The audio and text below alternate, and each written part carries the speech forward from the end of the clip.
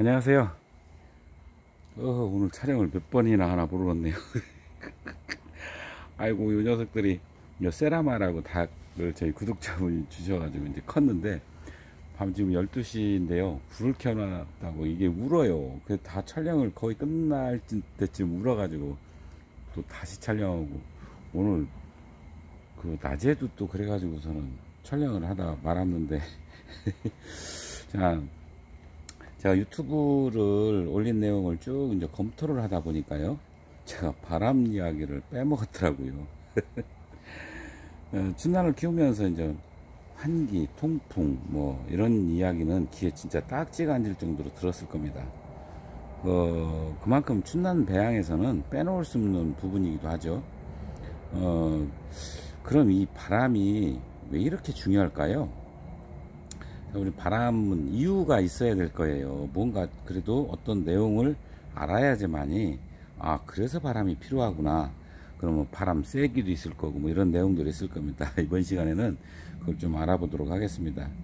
일반 식물이나 이제 춘나는 통풍 역할을 알아야 이제 알아봐야 이제 그 내용을 알게 될 텐데, 이 통풍은 그 식물에서 탄산가스 를 이제 흡수하고 방출, 그 다음에 탄산가스는 이산화탄소예요.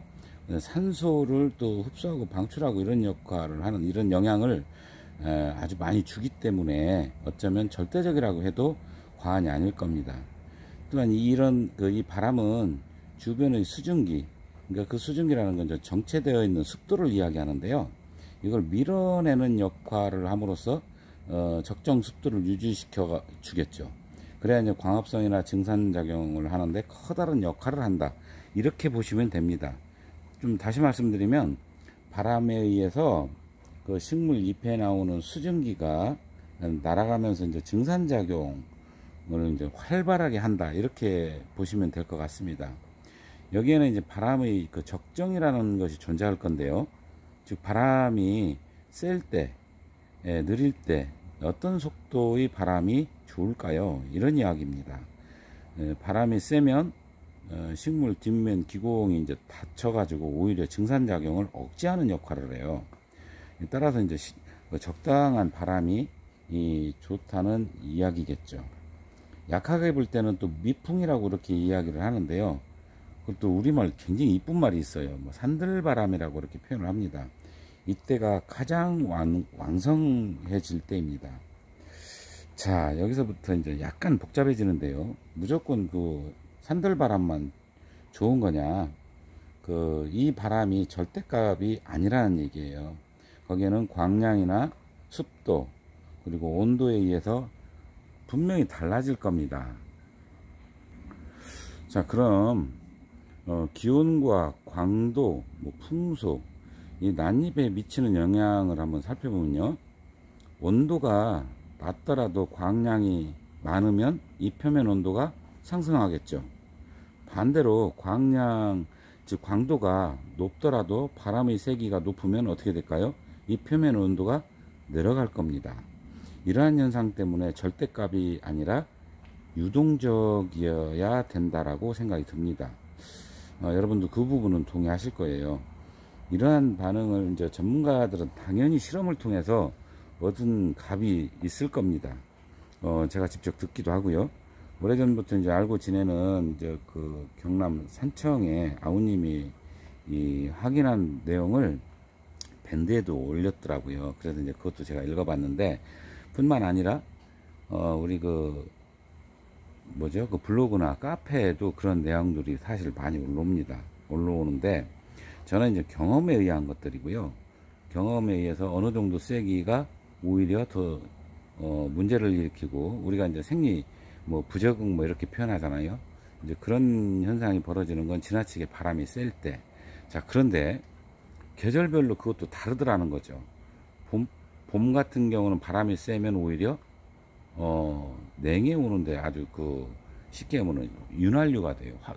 연료가 돼 버립니다. 그래서 봄에는 가급적이면은 바람이 직접 닿지 않게 하는 게 굉장히 중요했던 것 같고요. 물론 이제 광합성을 할 때 어느 정도까지 유효한 바람이 있습니다. 그 바람 세기도 이제 제가 알아볼 거예요. 자, 춘난 재빗이 이제 적정한 여분인데요. 그 여분은 이 표면 온도를 얘기하는데요. 표준 광도에서는 저 온도가 있을 거 아닙니까? 약 25도 내외에서 그 바람이 그 세기가 우리가 이제 뭐라 그러죠? 메타세크파라고든가요? 그렇게 표현하는데 2메타 파세크, 자 거꾸로 얘기했네요. 2메타 파세크라고 2메타 파세크가 가장 적당한 것으로 여러 실험을 통해서 이렇게 알려져 있어요. 그래서 이제 2m보다 약간 세도 되고 약간 부족해도 되고, 지금 시기 같은 경우는 습도가 굉장히 높죠. 온도도 높고, 그러면 높아도 되겠죠. 한 3m 파세크 뭐 이런 정도, 그런 정도까지도 괜찮다는 이야기가 될 겁니다. 이 바람의 이제 속도를 우리가 산들바람이라고 하더라고요. 이제 우리가 조금 유식하게 얘기하면 미풍 이렇게 얘기하는데, 근데 이게 도대체 기준이 뭔지를 잘 몰라요. 어디까지를 도대체 산들바람이라고, 어디까지를 이제 남실바람이라고 그러고, 그 다음에 어디까지를 뭐 실바람이라고 하고, 뭐 이걸 도대체 알 수가 없다는 얘기죠. 이제 그걸 좀 더 보여드릴게요. 자, 그게 이제 맞을지 안 맞을지는 모릅니다. 제가 장비를 하나 구입을 했는데요. 요즘은, 전에는 이런 장비를 사려면 굉장히 비쌌죠. 남쪽에 있는 물 건너온 것들을 구입해야 되니까. 근데 요즘은 서쪽에서 건너오는 것도 있어요. 근데 이게 어느 정도 정확도가 있는지는 잘 모르겠습니다. 그래도 대략은 맞을 거라는 생각이 들어서 제가 하나를 구입을 했어요. 이렇게 어떻게 생겼냐면, 이렇게 생겼습니다. 이렇게 생긴 건데, 이게 과연 어느 정도 효과가 있는지는 잘 모르겠어요. 자, 이제 바람 또 이름이 있어요. 이게 이제 속도에 따라서 이제 이름이 있는데, 우리가 이제 바람이 없는 무풍이라고 그러죠. 이런 거를 이제 우리말로 표현하면 고요, 이렇게 표현하더라고요. 그건 바람의 속도가 없습니다. 예를 들어 담배 연기가 그대로 일직선으로 하늘로 올라가는 상태, 그리고 0.5 미만을 0.5 메타 뭐라고 그러죠? 저 금방 제 하고도 또 잃어버렸어요. 파세크라고 그랬죠, 참. 예. 이거를 실바람이라고 이렇게 표현합니다. 이거는 연기가 약간 대각선으로 흐르는 정도. 그 다음에 0.5에서 1.5는 이제 남실바람이라고 하는데요. 약간 세지겠죠. 이것도 또 계급으로 따지는 데도 있어요. 1계급, 뭐 2계급, 3계급 이렇게 나누어지는 데도 있습니다. 자, 1.5에서 뭐 어디는 2.5, 어디는 또 이것도 다 달라요. 조금씩은 차이가 있어요. 1.5에서 3m, 이거는 산들바람. 제가 좀 전에 말씀드린 범위가 여기입니다. 자, 이게 산들바람이 지금 시기에는 맞아요. 3m 파세크 정도도 맞습니다. 그러나 계절에 이제 온도가 지금은 이제 높으니까 맞는 거죠. 낮을 때는 또 달라지고, 또 습도도 영향을 받는다 그랬잖아요. 그런 거 조금 더 알아보면 3에서 5m 파세크는 건들바람이라고 한대요. 그 다음에 5에서 8m 파세크는 이제 흔들바람이라고 그러고, 8에서 11은 된바람이라고 하는데, 어느 정도냐면 이렇게 바람이 세서 입이 좀 떨어져 나갈 정도가 된대요. 그 다음에 11에서 14 메타파세크는 전깃줄 소리, 우웅 우는 소리 있죠. 여기 가끔 붑니다. 그죠? 이거는 뭐 센 바람이라고 그렇게 표현하고요. 그 다음에 14에서 17 메타파세크는 큰 바람이라고 하는데, 우산이 훌러덩 뒤집어지는 정도, 이런 정도라고 그러고, 우리가 이제 17에서, 그러니까 뭐 사람이 부담스러워서 이렇게 이동하는데 불편할 정도로 굉장히 바람이 센 거죠. 17에서 21은 뭐 나무 가지가 부러질 정도인데, 이건 큰 센 바람, 그 위에도 있어요.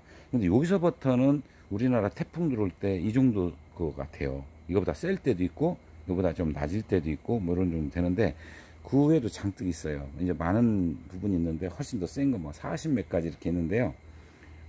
그거는 뭐 우리가 여기에서는 필요 없는 거기 때문에 제가 그 부분은 말씀 안 드리고요. 자, 그러면 2m 파세크가 어느 정도인가, 좀 전에 제가 이 기계에 의해서 한번 실험을 해 볼게요. 자, 그러면 여기는 또 이거 안 되는 거 아니야? 아, 되네. 자, 지금은 제가 얘기했던 적정 온도 아이고, 안 보였네. 자, 지금 24.2도 그 정도 수준인데요. 그러면 여기서 도대체 우리가 산들바람이라고 표현하는 거, 그 정도, 제가 여기에 송풍기를 갖다 한번 대볼게요. 얼마 나오나. 자, 요 정도. 자, 그러면 요거를 갖다가 제가 식물에다 한번 대보겠습니다. 어떻게 흔들리나 한번 볼까요? 아이고, 이게 물을 줘가지고 표가 잘 안 나는데요. 자, 이게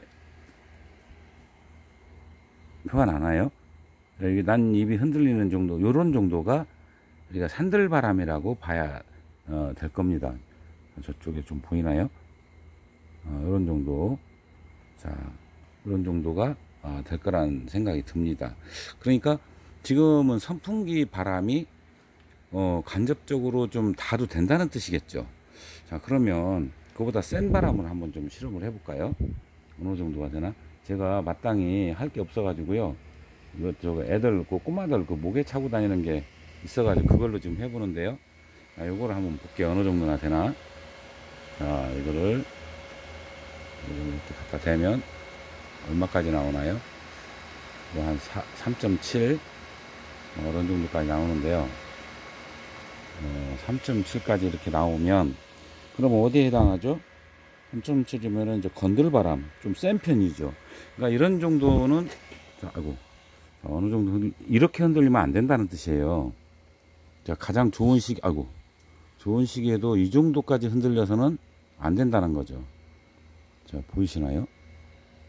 자, 옆에 이제 흔들리는 게 쭉 보일 텐데요. 또 이것도 단 두께에 따라서 또 흔들림도 다르네요. 자, 이런 정도 바람은 오히려 증산작용을 급격히 떨어뜨리는 효과가 생기는 거죠. 자, 그래서 이제 바람의 세기를 제가 좀 더 언제 기회가 되면 따로 이렇게 보여드리더라도 현재는 지금 이런 정도라고 보시면 됩니다. 자, 이거는 지금 센 거죠. 좀 전에 제가 아까 내렸을 때 한 단계 내려볼까요? 아이고, 이건 또 불이 들어온대요. 자, 가장 적당했을 때가 요런 정도였어요. 아이고. 자, 요런 정도. 흔들리는 게 약간 보이시죠? 이렇게, 요런 정도. 그러면은 일반 선풍기를 갖다 이제 틀어도 된다는 뜻이에요. 자, 그런 정도였을 때가 가장 이제 적당하다는 얘기인데, 자, 이걸로 한번 좀 갖다 대볼까요? 자, 이런 정도가 가장 적당하다는 거죠, 이제. 그죠? 네. 자, 여기서 비치는데 저쪽까지 흔들리죠. 저 안에까지. 자, 이게 이제 우리가 산들바람 수준이라는 건데, 이것도 또 조금씩 차이가 있었기 때문에 그걸 참고를 하셔야 됩니다. 제가 지금 속도를 그 미터파 세크를 이제 말씀을 드렸었는데, 그 세크가 그 세컨드의 그 줄임말일 거예요, 아마.